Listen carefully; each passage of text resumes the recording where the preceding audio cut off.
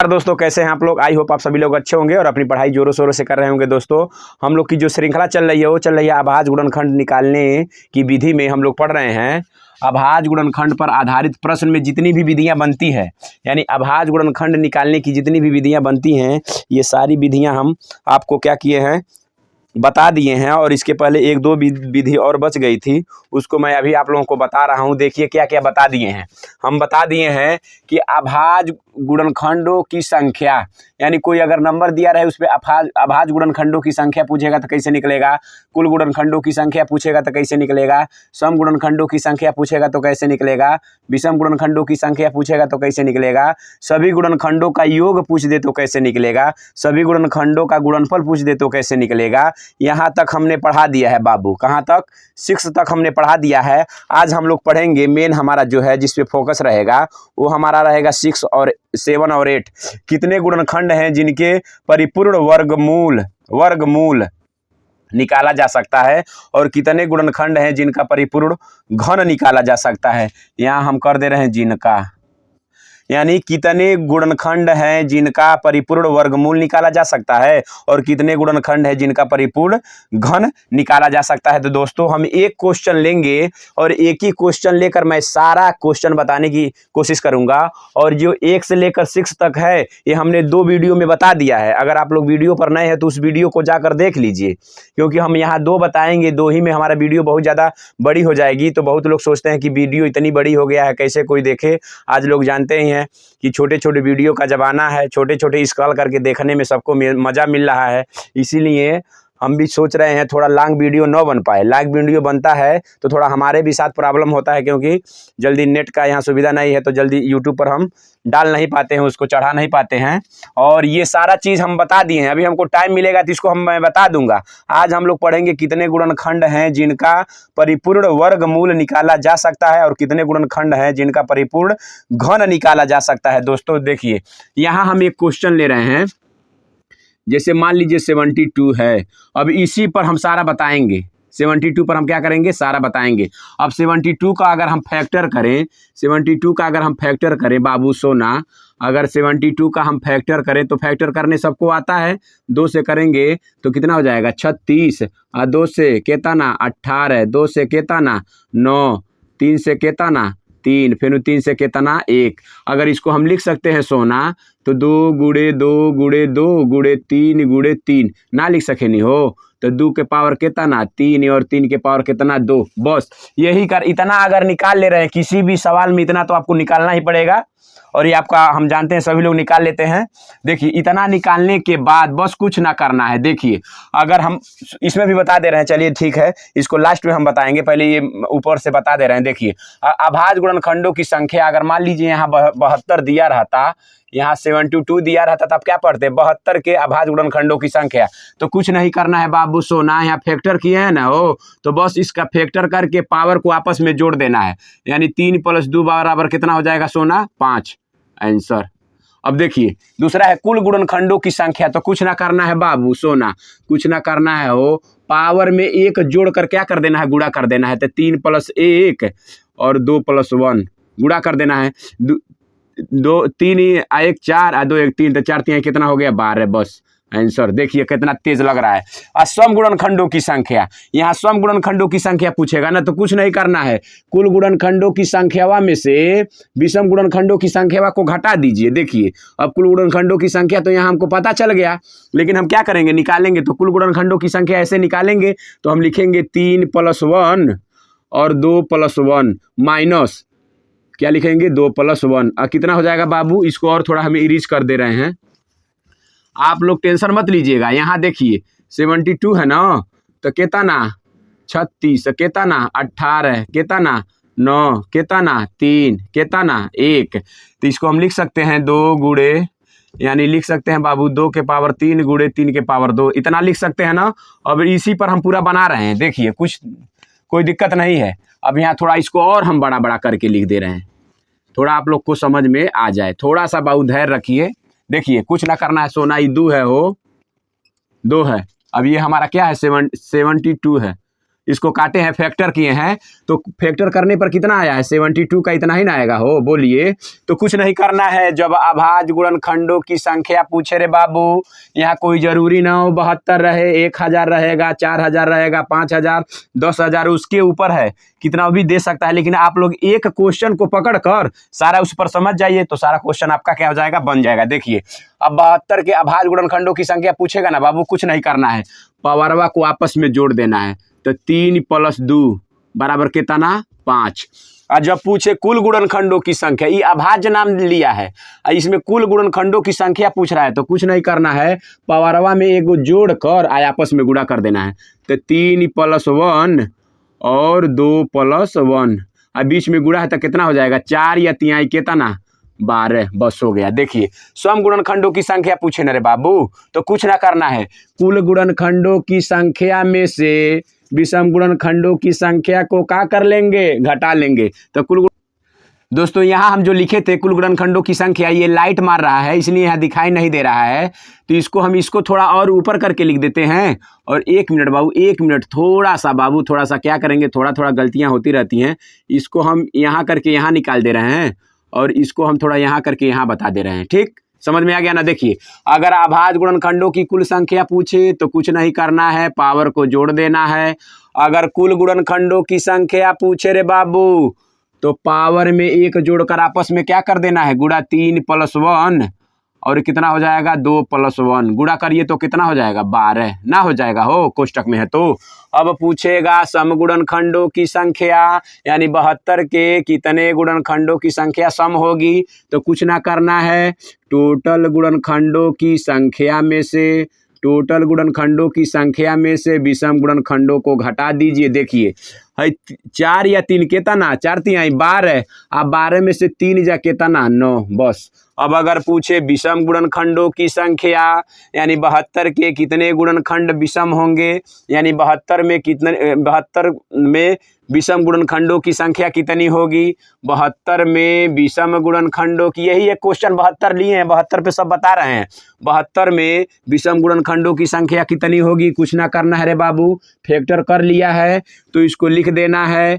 2 के पावर कितना है रे बाबू? 3 और 3 के पावर 2, तो इसको काट देना है और इसके पावर में 1 जोड़ के लिख देना है, तो कितना हो जाएगा? 3। कुछ ना करना है, इस तरह भी कर सकते हैं। और यहाँ भी देख लीजिए, अगर विषम गुणनखंडों की कुछ संख्या पूछे तो इसको सम वाले को काट दीजिए और विषम वाले के पावर में 1 जोड़ के लिख दीजिए, तो 2 + 1 बराबर कितना?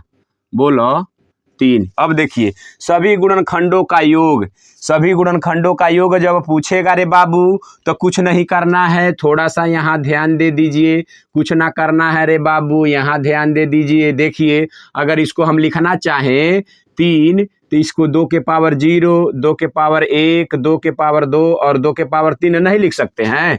3 के पावर 0, 3 के पावर 1 और 3 के पावर 2। अब देखिएगा थोड़ा, किसी भी संख्या का पावर जब 0 तब मान 1, 2 का मतलब 2 का पावर 1 मतलब 2, 2 का पावर 2 मतलब 4, और 2 का पावर 3 मतलब कितना रे सोना? 8, और 3 के पावर 0 मतलब 1, 3 का पावर 1 मतलब 3 और 3 का पावर 2 मतलब 9। कुछ ना करना है, जोड़ दीजिए। क्या है क्वेश्चन? वहाँ 72 के सभी गुणनखंडों का योग बताइए रे बाबू, कुछ ना करना है, फैक्टर कर दीजिए। और जो पावरवा में 1 1 जोड़ रहे थे तो 3 या 1 4 हो जा रहा था, वही यहाँ से देख लीजिएगा, 1 2 3 4 यही ना कर रहे थे, तो इसका टोटल योग पूछ रहा है, तो कुछ नहीं करना है, इसको जोड़ दीजिए।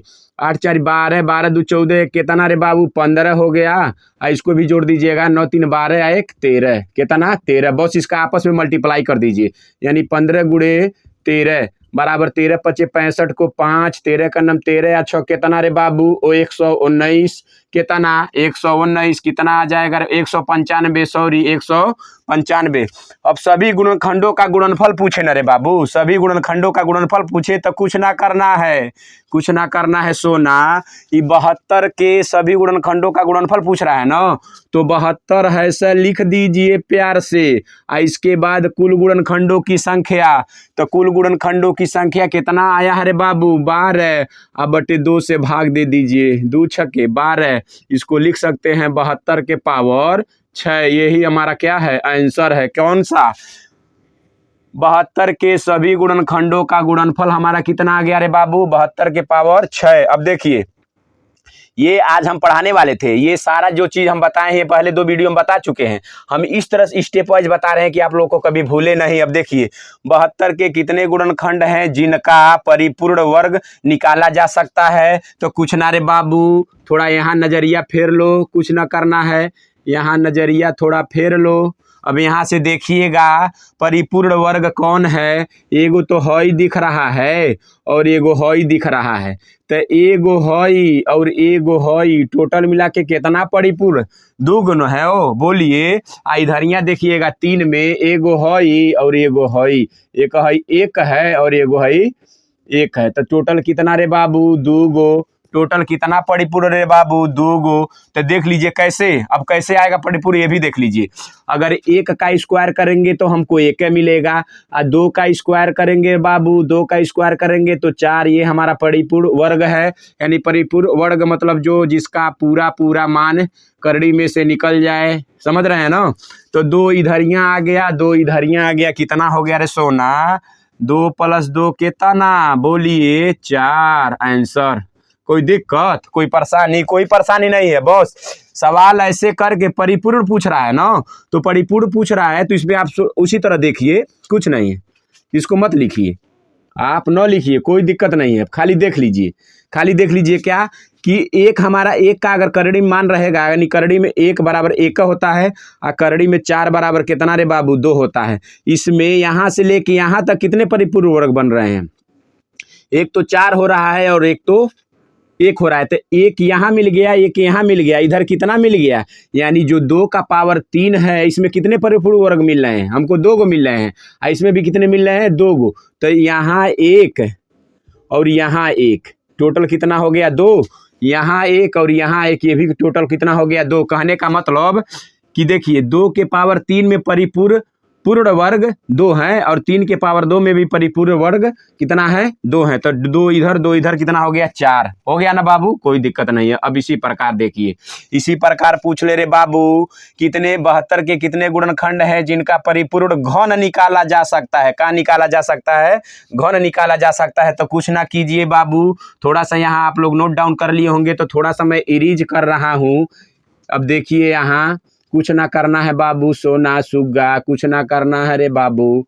देख लीजिए, अगर 72 का फैक्टर करेंगे बाबू तो कहीं ना कहीं ये भी हमारा घन है, यानी 1 का घन हमारा 1 मिलता है, और ये हमारा 8 है ना। बोलिए, अगर इसको हम इरीज कर दें, बस कोई दिक्कत नहीं है, इसको हम क्या करें? इरीज कर दें। देखिए, यहाँ 2 के पावर 1 का मतलब कितना? 1, और यहाँ घन कितना है? घन का हमको लेना है, घन वाला लेना है, यानी 72 के कितने गुणनखंड हैं जिनका परिपूर्ण घन निकाला जा सकता है? तो कुछ नहीं, एगो देखिए है 2 है ना हो, यानी 2 के पावर 3 का घन निकालेंगे जब, तो कितना आ जाएगा? 2 आ जाएगा ना। पूरा पूरा निकल रहा है, इधर तो कहीं नहीं निकल रहा है, इधर 1 का घन निकल रहा है, यानी 1 निकल रहा है, तो कोई दिक्कत नहीं है। यानी परिपूर्ण घन हम किसका किसका निकाल सकते हैं? यानी 72 में परिपूर्ण घन हम 1 और 8 का निकाल सकते हैं। तो कितना हुआ रे बाबू? 1 और 2। कितना हुआ? 1 और 2। बस यही हमारा क्या हो गया? आंसर हो गया। क्या हो गया? आंसर हो गया दोस्तों। अब देख लीजिए, अगर ये समझ में नहीं आया तो एक बार और हम बताएंगे। अगर ये समझ में नहीं आया है तो एक बार और देख लीजिए, एक बार और देख लीजिए। देखिए, सबसे पहले मान लीजिए ये दिया रहेगा कि 72 क्वेश्चन है, मान लीजिए यहाँ ये सारे क्वेश्चन में क्या लागू है? 72 के अभाज्य गुणनखंडों की संख्या, 72 के कुल गुणनखंडों की संख्या, 72 के सम गुणनखंडों की संख्या, 72 के विषम गुणनखंडों की संख्या, 72 के सभी गुणनखंडों का योग, 72 के सभी गुणनखंडों का गुणनफल, 72 में कितने गुणनखंड हैं जिनका परिपूर्ण वर्गमूल निकाला जा सकता है, और 72 के कितने गुणनखंड हैं जिनका परिपूर्ण घन निकाला जा सकता है। दोस्तों, तो ये सारा चीज मैं निकाल कर बता दिया हूं। अगर एक बार और देख लीजिए, कुछ ना करना है बाबू, इसका अभाज्य गुणनखंड यानी इसका फैक्टर कर दीजिए ना। अगर 72 का सोना, अगर 72 का फैक्टर करेंगे तो 2 गुणे 2 गुणे 2, 2 दूना 4, 4 दूना 8, 8 नवा 72 हो गया ना रे बाबू। इसको क्या लिखेंगे? 2 के पावर 3 और 3 का पावर 2। कुछ नहीं करना है, एक बार दोबारा जल्दी से समझ लीजिए। अगर अभाज्य गुणनखंडों की संख्या पूछे बाबू तो पावर को आपस में जोड़कर आंसर मार देना है। अगर कुल गुणनखंडों की संख्या पूछे, यहाँ दिख रहा होगा आप लोगों को कि 72 में कुल गुणनखंडों की संख्या पूछे तो पवरवा में एगो जोड़कर गुणा कर देना है तो 12 आ जाएगा। सम गुणनखंडों की संख्या पूछे यानी 72 में सम गुणनखंडों की संख्या पूछे तो कुछ नहीं करना है रे बाबू, कुल गुणनखंडों की संख्या में से विषम गुणनखंडों की संख्या घटा देना है। यानी कुल गुणनखंडों की संख्या कितना हो जाएगा, पावर में 1 गुणा करके अब विषम वाले को घटा दीजिए, यही ना विषम है हो, 2 के पावर 3 के पावर 2 यही ना विषम है। तो ये कितना हो जाएगा, 4 तिहाई 12 माइनस 3 यानी कितना रे बाबू, 9 हो गया। तो दोस्तों यहाँ तक हो गया, वीडियो हमारा ज़्यादा लंबा हो जाएगा, इसके लिए आज के लिए इतना ही दोस्तों, और मिलते हैं फिर कल के वीडियो में। और आज ये हमारा जो अभाज्य गुणनखंड है ये इस पर हमारा क्या हुआ, टॉपिक खत्म हो गया दोस्तों। मिलते हैं कल अगले वीडियो में। ओके दोस्तों, नमस्कार, बाय बाय।